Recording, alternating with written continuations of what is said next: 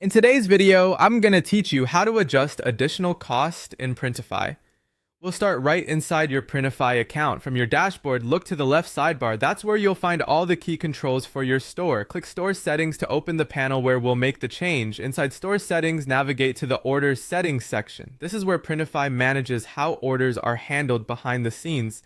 You'll see an option to enable order routing. Turn this on. Order routing lets Printify automatically switch to another print provider when the one you selected is out of stock or can't fulfill the order. Enabling it ensures the additional cost rule you're about to set actually applies when that routing happens.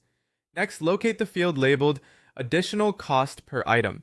This field adds a small buffer to each item in an order whenever routing occurs, helping you cover potential price differences between providers. Editing this amount is useful if you've noticed that routed orders sometimes reduce your margin, or if you want predictable profit across providers. Click into the field and type the amount you want to add per item. Use your store's currency and enter a clean number, including cents if needed. A small, consistent amount usually works best. Think about your typical product category, the spread between your preferred provider and common alternatives, and your target margins. The goal is to offset common price gaps without overcharging your customers. Once you've entered the amount that makes sense for your business, review it carefully.